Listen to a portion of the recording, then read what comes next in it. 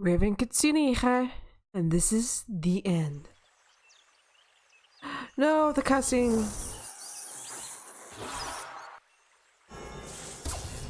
Oh, something happened.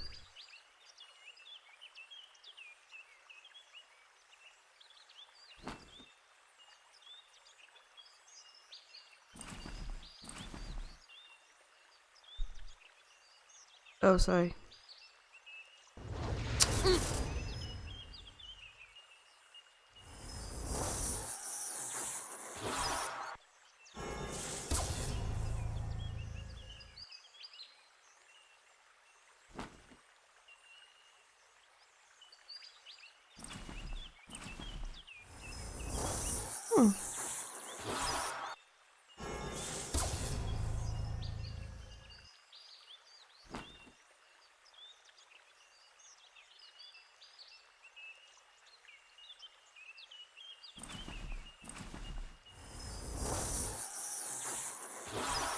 Am I doing right?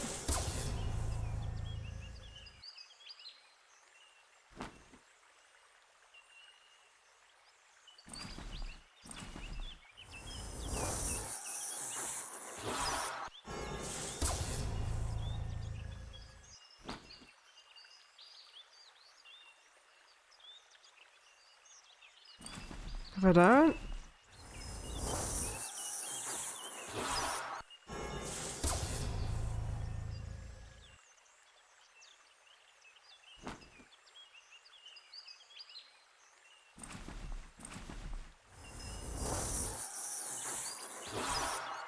I don't. What?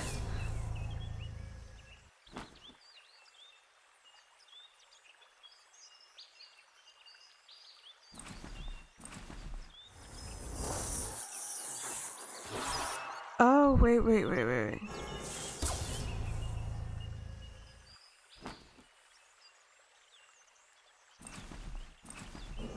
Ah.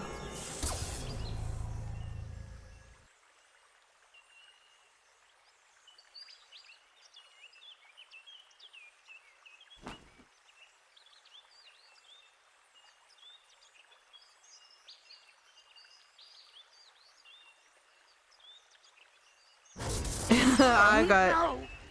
Excellent. You repelled his spell with the nail and rendered it harmless. Zaroff lost one of his spells. Right, okay. Okay.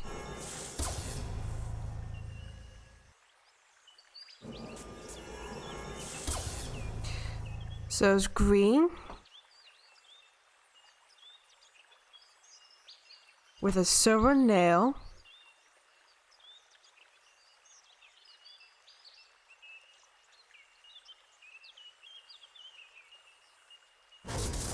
Oh no! Well done. You repelled his spell with the nail Wait, and what's rendered that? it harmless. Zaroff has only 2 spells left now. It's a figure.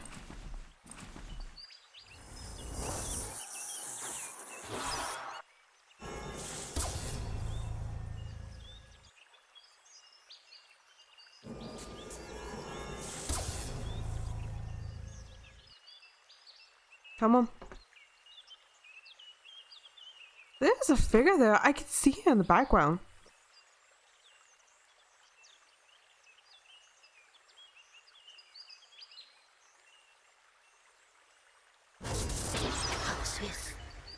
Excellent. See? Now Zaroff has only 1 remaining spell. Which is purple.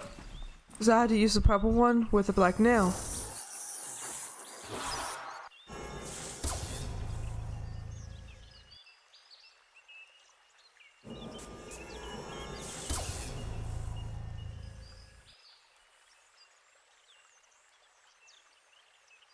Come on. And we have won.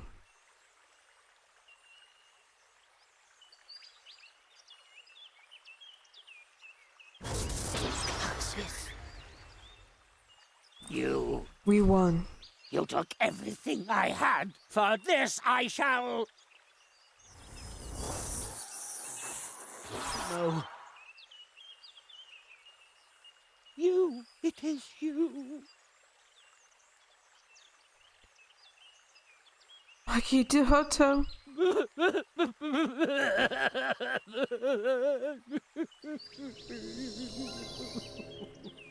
You did it, Jerry. Zaroff used his magic against you and lost. I didn't mean to do it. Not like this. Marquis, are you... He's still too weak. He cannot answer you.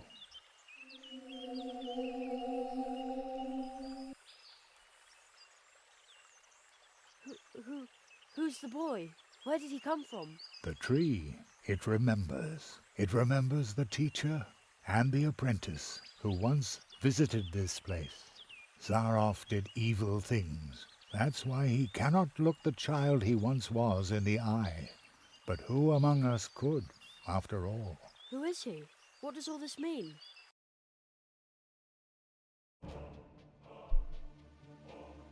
The great Zaroff. One of the greatest illusionists of his time. You may have heard of him. Not many remember him now. In reality, he wasn't just an illusionist. He was one of us, a magician. Zaroff was the last apprentice of the Marquis de Hoto. When the rabbit trained him, he was just a boy, not much older than you. When his training was finished, young Zaroff and his teacher visited the clearing of the first tree, and they left some traces behind. The tree would remember them. Soon, the Marquis and Zaroff became living legends as they hurried from one world to the next, from portal to portal, and helped wherever help was needed.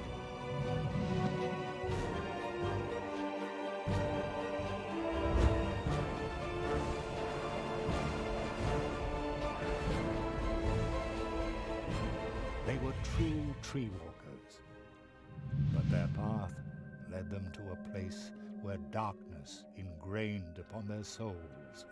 I was there, and the mirror of shadows disclosed to them their own potential. They beheld their own brightest virtues and saw the darkest chasms within their souls. And only few can bear that kind of truth. So it was only a matter of time until the dark seed sprouted within them. And when it did, the Marquis was the first to start doubting the ideals of the tree walkers. Then the apprentice started doubting the teacher, and finally the two of them turned on each other in hatred. In his blind wrath, the Marquis banished his apprentice to the world from whence he came. He took away his ability to walk between worlds, so that every portal would remain closed to him.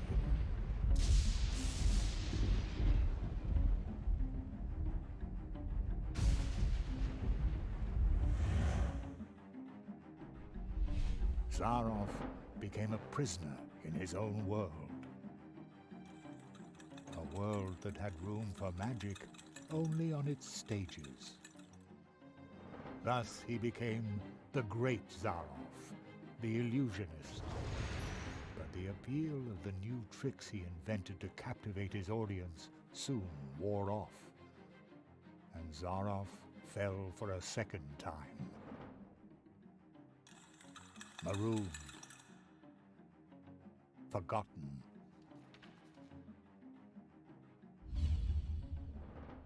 In his despair, he began to rattle the doors of his reality. He turned to alchemy, forbidden experiments, to open up the portal worlds once again. And with every failed experiment grew the hatred for his teacher and for his audience that no longer cared for him. And when Zaroff was finally driven by nothing other than fury and revenge, something answered to his rattling and knocking. Consortium Squamata, the lizards.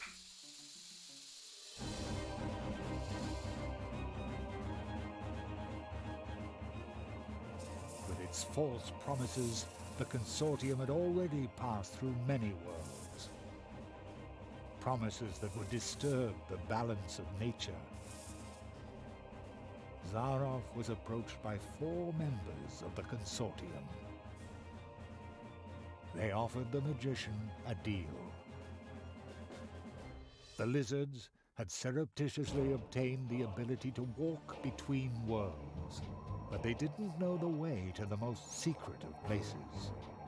Zaroff, on the other hand, had memorized the paths of the tree walkers, the portals, the path to the clearing of the first tree.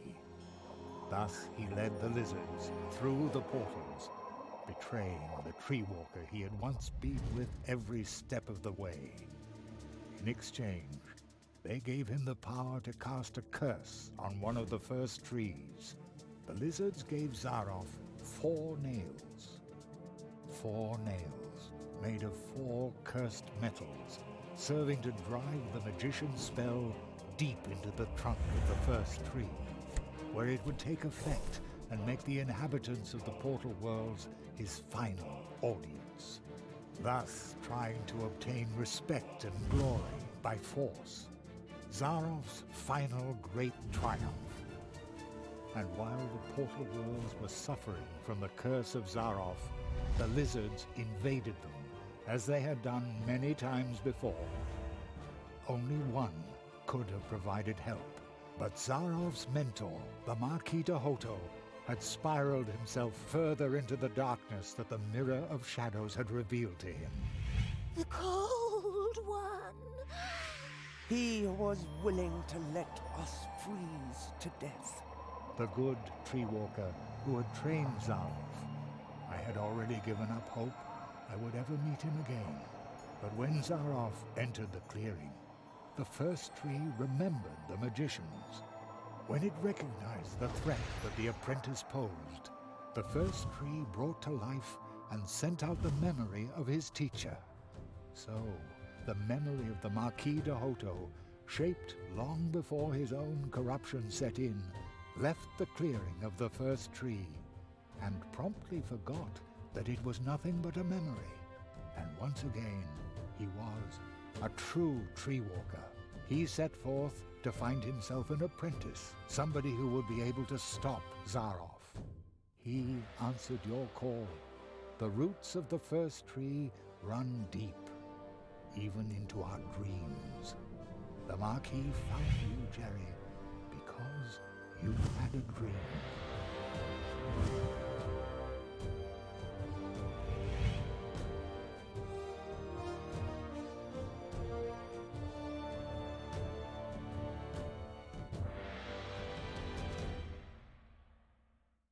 What will happen to Zaroff now?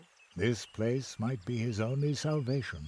He will remain in the shadow of the first tree. The Marquis, the first tree, they were right. You went beyond yourself. That's how you finally got to this place and faced down Zaroff. The Marquis made you a true tree walker, but you were forced to pay a high price. When the Marquis went from idea to reality by entering your world, something else had to go. Your father, as though through a revolving door, the Marquis came to life, and your father was lost in the rift between worlds and forgotten. But do not worry. You saved us all, and very soon we will return the favor.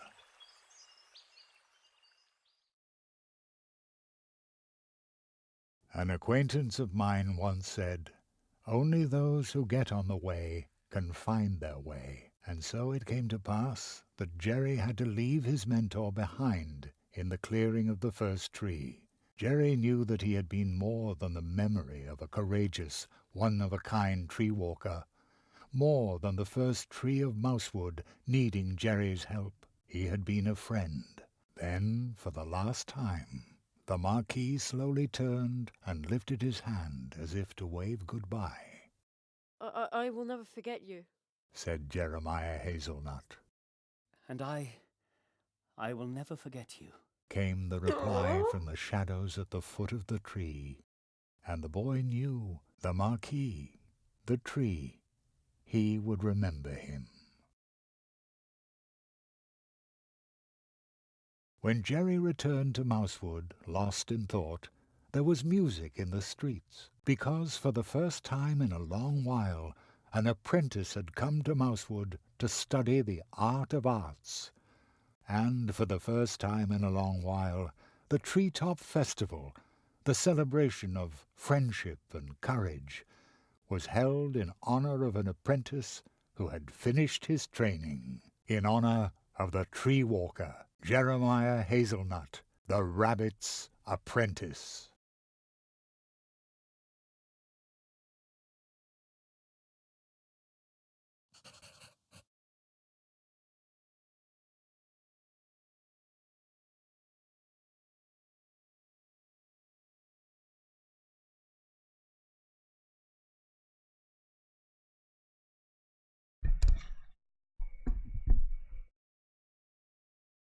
Sorry if there's like no music or anything. Mr. Spitzweg, what are you doing here? Well, I heard that in your honor they were holding the Treetop Festival earlier this year. So, naturally, I turned right around and came back. You must tell me all about your adventures. And you tell me about yours. Oh, you'll come and see me soon. I brought some lovely kelp tea from the coast. They are holding the Treetop Festival unusually early this year, but sometimes it's a really good thing to revive old traditions. This is the most fun I've had in ages. Glad to hear it. Hiya! And, how's your experiment with the exploding cookies going? Plato, my little cream puff, was really impressed. Ribbit! But we won't know what the folk of Mousewood will think until next weekend. That's when I'll start selling them. Sounds great. Yes, we've been very lucky lately. Sometimes I even dare to hope that old Uli will come back. Aww. Here they all go again, drinking our juice. Typical. Bah! They have good taste. Whatever would they do without us wood dwarfs, eh? Have you seen my son by any chance? He wrote me a letter saying he wants to retire to Coconut Palm Islands. Would you believe it? Just as I said. He's a born comedian. I bet he's sitting behind some mushroom, thinking up new material for our show. No, he's not. I hope you like the cupcakes too. No, I don't really go for sweet things. They're not good for the teeth, either. Yummy carrots, on the other hand. Ooh, I could gorge on those all day. Somehow, I'm not surprised. Then why don't you order a carrot cake from Anya next time around? Is that supposed to be funny?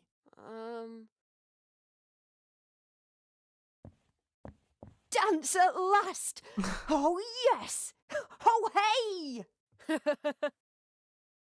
Isn't it amazing how my friend can dance? I wish I could dance like that, but I look snazzier.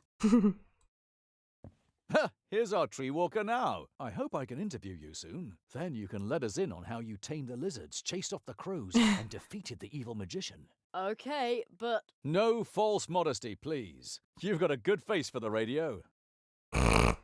Hey, selling you youngster, something. remember, just because your apprenticeship is finished, that doesn't mean you're a master now. You whippersnapper. Age and experience form the stablest foundation there is. Don't you forget that. And now let's celebrate. Here's to you. I think I'm going to talk to all of them. Is it true that you saw the fox? Yes, and I befriended it. How cool is that? Much cooler than my stupid violin.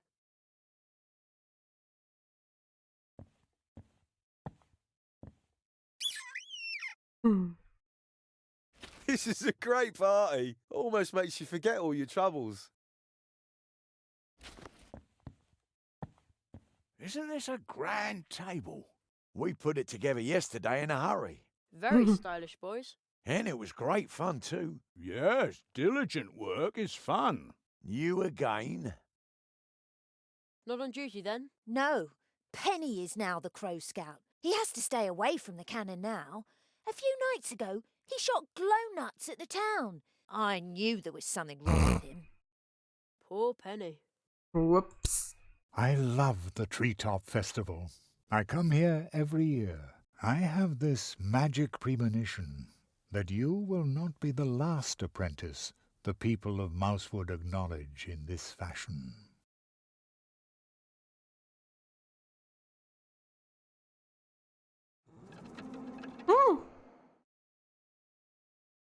What spite?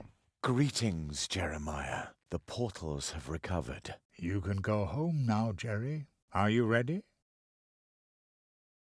Yes, I'm ready. And I'm going to come with you.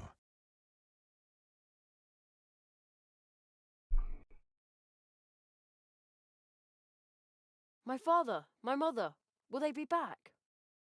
They already are. Us.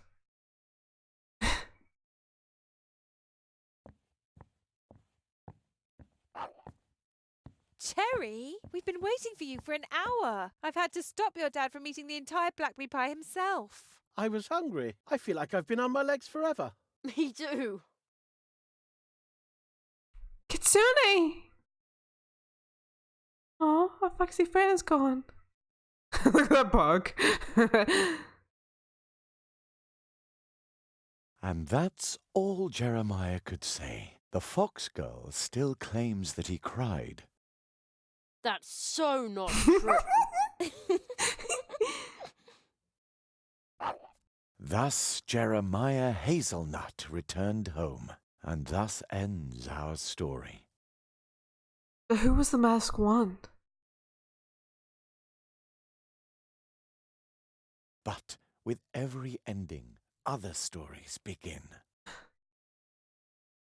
They are like waves in the ocean, always in motion, spilling over and intertwining. Some stories tell of huge problems we create for others that can barely be solved, even with courage, especially when you're nothing but a tiny mouse. But perhaps someone is going to step up.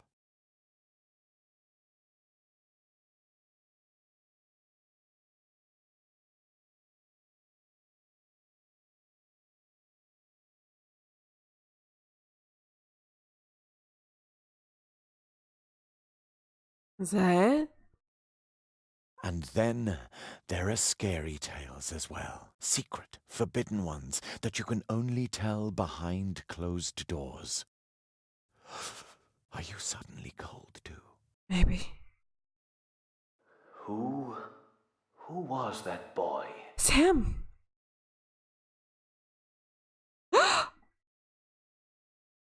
My friend's apprentice. Thank you for helping him. He broke Zaroff's curse.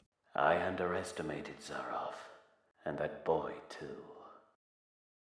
Will you finally free me from this prison, so that I may once again protect the portal worlds?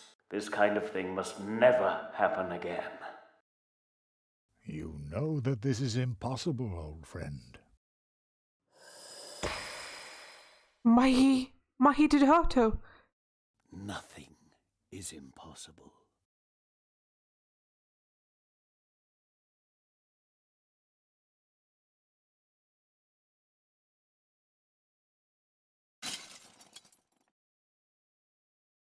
This is the end.